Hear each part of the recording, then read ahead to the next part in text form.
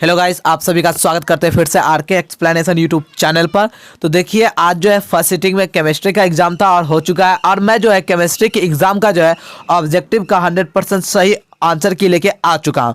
तो आप लोग जो है चलिए मिलाना स्टार्ट कर दीजिएगा कि और बताइएगा कमेंट में कि आपके टोटल कितने ऑब्जेक्टिव के आंसर जो है वो सही हुए हैं। तो मेरे पास जो है अवेलेबल है वो सेट जी अवेलेबल है। तो आपको बता दें कि आपका कोई भी सेट हो, ए से लेकर के जे तक में आपका कोई भी सेट हो, सभी का जो क्वेश्चन जो है वो सेम होता है, सिर्फ नंबर जो है वो चेंज होता है। तो आप लोग जो है ध्यान से सुनिएगा एक एक क्वेश्चन और जो है अपना अपना क्वेश्चन जो है आपको मिला लीजिएगा। चलिए वीडियो को स्टार्ट करते हैं। और हाँ, वीडियो को लाइक करके शेयर जरूर कर दीजिएगा। पहला क्वेश्चन है आपका कि विटामिन सी क्या है। विटामिन सी क्या है? विटामिन सी क्या है? इसका आंसर होगा आपका ए, स्कॉर्बिक अम्ल। आगे बढ़ते हैं। अगला क्वेश्चन है निम्नलिखित में किसमें कोबाल्ट उपस्थित है? तो कोबाल्ट जो उपस्थित होता है वो विटामिन B12 में होता है। इसका आंसर होगा आपका डी। चलिए आगे बढ़ते हैं। अगला क्वेश्चन है निम्नलिखित में कौन योगशील बहुलक है? क्वेश्चन नंबर 3 का आंसर होगा आपका सी, उच्च घनत्व वाले पोलीन। चलिए आगे बढ़ते हैं। अगला क्वेश्चन है क्वेश्चन नंबर 4 है आपका F2C, फिर डबल बॉन्ड, फिर CF2 निम्नलिखित में किसका एकलक है? तो 4 का आंसर होगा आपका ए, टेलीफोन। आगे बढ़ते हैं। क्वेश्चन नंबर 5 क्लोरोफिन है एक। अगला 5 का आंसर होगा आपका सी। चलिए आगे बढ़ते हैं। अगला क्वेश्चन है क्वेश्चन नंबर 6 है निम्नलिखित में कौन ब्रॉड स्पेक्ट्रम एंटीबायोटिक नहीं है? क्वेश्चन नंबर 6 का आंसर होगा आपका डी, इनमें से कोई नहीं। चलिए आगे बढ़ते हैं। अगला क्वेश्चन है बच्चों, पढ़ाई में डाउट आते हैं, सॉल्व नहीं हो पा रहे हैं तो घबराओ मत। इसका सॉल्यूशन है डाउटनेट ऐप। जिस भी सवाल में आपको डाउट है बस उसका फोटो खींचे, क्रॉप करें और 5 सेकंड में आपको वीडियो सॉल्यूशन मिल जाएगा, वो भी बिल्कुल फ्री में। यानी अब आप पूछिए अनलिमिटेड सवाल कहीं भी कभी भी, चाहे आपके सवाल क्लास 6 से लेकर के 12वीं तक का हो, IIT JEE नीट्स का हो, या फिर CBSE यूपी बिहार राजस्थान या अदर स्टेट बोर्ड का हो, कोई भी सब्जेक्ट का हो, physics chemistry math biology science, आपके सभी सवालों का जवाब मिलेगा डाउटनेट ऐप। साथ ही डाउटनेट पर चल रही है कक्षा 9वीं से 12वीं IIT JEE नीट्स के बच्चों के लिए ऑनलाइन क्लासेस, जिसका हिस्सा बनकर देश के सभी राज्यों से बच्चे लेकर आए रैंक 1। तो आज ही डाउटनेट ऐप डाउनलोड करें। और निम्नलिखित में कौन गैमेक्सिन है? तो 7 का जो आंसर होगा आपका वो हो जाएगा आपका सी। चलिए आगे बढ़ते हैं। नी बेंजीन हेक्सोक्लोराइड। आगे बढ़ते हैं। अगला क्वेश्चन है क्वेश्चन नंबर 8 पूछा निम्नलिखित में कौन ऑक्सीकारक एवं अवकारक दोनों की तरह व्यवहार करता है? क्वेश्चन नंबर 8 का आंसर होगा आपका CSO2। चलिए आगे बढ़ते हैं। अगला क्वेश्चन है क्वेश्चन नंबर 9 निम्नलिखित में कौन रंगीन होता है? क्वेश्चन नंबर 9 का आंसर होगा आपका बी, NO2। आगे बढ़ते हैं। अगला क्वेश्चन क्वेश्चन नंबर 10 संक्रमण तत्वों का सामान्य इलेक्ट्रॉनिक विन्यास है? क्वेश्चन नंबर 10 का आंसर होगा आपका बी हो जाएगा। चलिए आगे बढ़ते हैं। अगला क्वेश्चन है क्वेश्चन नंबर 11 निम्नलिखित में किसमें मैगजीन यानी MN की ऑक्सीकरण संख्या न्यूनतम है? क्वेश्चन नंबर जो है 11 का आंसर हो जाएगा आपका वो हो जाएगा ए। चलिए आगे बढ़ते हैं। अगला क्वेश्चन है क्वेश्चन नंबर 12 निम्नलिखित में कौन एक्टिनाइड नहीं है? क्वेश्चन नंबर 12 का आंसर होगा आपका डी। चलिए आगे बढ़ते हैं। अगला क्वेश्चन है क्वेश्चन नंबर 13 निम्नलिखित में कौन आयन रंगीन है? क्वेश्चन नंबर 13 का जो है आंसर होगा आपका हो जाएगा Cu+ यानी ए। आगे बढ़ते हैं। अगला क्वेश्चन है क्वेश्चन नंबर 14 निम्नलिखित में कौन आयन प्रतिचुंबकीय है? तो प्रतिचुंबकीय आयन जो है वो आपका हो जाएगा क्वेश्चन आंसर सी। चलिए आगे बढ़ते हैं। क्वेश्चन नंबर 15 सल्फाइड अयस्कों का सांद्रण प्राय निम्नलिखित में किसके द्वारा होता है? तो क्वेश्चन नंबर 15 का आंसर होगा आपका सी, फैन उत्प्लवन विधि द्वारा। आगे बढ़ते हैं। क्वेश्चन नंबर 16 निम्नलिखित में कौन धातु का निष्कर्षण विद्युत विच्छेदन की क्रिया के द्वारा नहीं होता है? क्वेश्चन नंबर 16 का आंसर होगा आपका डी, लोहा यानी Fe। चलिए आगे बढ़ते हैं। अगला क्वेश्चन है होप की विधि के द्वारा निम्नलिखित में किस धातु का शोधन किया जाता है? क्वेश्चन नंबर 17 का आंसर होगा आपका बी यानी एल्युमिनियम। आगे बढ़ते हैं। 18 निम्नलिखित में कौन सबसे कम क्वथनांक वाले गैस है? 18 का आंसर होगा आपका वो हो जाएगा बी, हीलियम।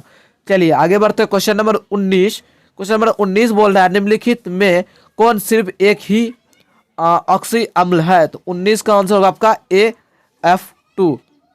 आगे बढ़ते हैं। क्वेश्चन नंबर 20 बोला S8 में सल्फर की ऑक्सीकरण अवस्था क्या है? तो 20 का आंसर क्या होगा आपका डी। चलिए आगे बढ़ते हैं। अगला क्वेश्चन है क्वेश्चन नंबर 21, निम्नलिखित में कौन सबसे कम वाष्पशील है? 21 का आंसर क्या हो जाएगा आपका? हो जाएगा बी। चलिए आगे बढ़ते हैं। अगला क्वेश्चन है क्वेश्चन नंबर 22, जब जब एसिटिलीन को तनु H2SO4 से HgSO4 की उपस्थिति में प्रवाहित किया जाता है तब जो यौगिक बनता है वह क्या है? 22 का आंसर क्या हो जाएगा आपका? वो हो जाएगा सी, एसिड एल्डिहाइड। चलिए आगे बढ़ते हैं। अगला क्वेश्चन है, अभिक्रिया दिया हुआ यहाँ पे R बॉन्ड C++O फिर बॉन्ड Cl+H2 फिर इधर बन रहा अभिकारक में RCHO+HCl को कहते हैं। तो 23 का जो है वो आंसर होगा आपका बी हो जाएगा। आगे बढ़ते हैं। अगला क्वेश्चन, निम्नलिखित में कौन एल्डोल संघनन नहीं है? 24 का आंसर क्या हो जाएगा आपका? वो हो जाएगा ए, मेथेनल। चलिए आगे बढ़ते हैं क्वेश्चन नंबर 25 की ओर। क्वेश्चन नंबर 25 आपका बोल रहा है, जब फॉर्मेल्डिहाइड की अभिक्रिया अमोनिया से कराई जाती है तब निम्नलिखित में कौन सा यौगिक का निर्माण होता है? 25 का आंसर होगा आपका बी। चलिए आगे बढ़ते हैं। अगला क्वेश्चन है क्वेश्चन नंबर 26, निम्नलिखित में कौन ईस्टर का क्रियाशील मूलक है? तो 26 का आंसर होगा आपका सी, बॉन्ड COOR। चलिए आगे बढ़ते हैं। निम्नलिखित में किसके द्वारा फॉर्मिक अम्ल एवं फॉर्मेल्डिहाइड में अंतर किया जाता है? तो 27 का आंसर क्या हो जाएगा आपका? वो हो जाएगा डी, सोडियम बाइकार्बोनेट। आगे बढ़ते हैं। लिखा गया अभिक्रिया RCOOAg+Br2 फिर RBr+AgBr+CO2 को कहते हैं। तो 28 का आंसर होगा आपका बी, हंस डी कर अभिक्रिया। आगे बढ़ते हैं। 29, रासायनिक अभिक्रिया 2O3 फिर 3O2 निम्न प्रकार से होती है। तो 29 नंबर का आंसर हो जाएगा आपका ए हो जाएगा, 29 का ए। चलिए आगे बढ़ते हैं। अगला क्वेश्चन है क्वेश्चन नंबर 30 है, अधिकांश अभिक्रियाओं के लिए ताप गुणक का मान निम्नलिखित में से किसके बीच रहता है? तो इसका आंसर होगा आपका बी, 1 और 2। आगे बढ़ते हैं। क्वेश्चन नंबर 31 है कि निम्नलिखित में कौन लायोफिलिक कोलाइड नहीं है? लायोफिलिक कोलाइड नहीं है। 31 का आंसर होगा आपका सी, कुहासा। आगे बढ़ते हैं। आगे है 32 नंबर, कोलाइडी कणों का आकार निम्नलिखित में से किसके बीच होता है? तो 32 का आंसर होगा आपका सी। चलिए आगे बढ़ते हैं। क्वेश्चन नंबर 33, क्वेश्चन नंबर 33 बोल रहा है, स्टार्च के जल अपघटन में निम्नलिखित में किस एंजाइम का उपयोग होता है? क्वेश्चन नंबर 33 का आंसर होगा आपका डी, डायस्टेज। क्वेश्चन नंबर 34 है, रासायनिक अधिशोषण की दर है। तो 34 का आंसर होगा आपका डी, दाब बढ़ने से बढ़ती है। अगला क्वेश्चन है, पृथ्वी की परत में सबसे अधिक मात्रा में पाया जाने वाला धातु है? 35 का आंसर होगा आपका ए, एल्युमिनियम। आगे बढ़ते हैं। अगला क्वेश्चन है 36, घनाकार क्रिस्टल में ब्रेवेस जालकों की संख्या होती है? 36 का आंसर होगा आपका वो डी, 14। चलिए आगे बढ़ते हैं।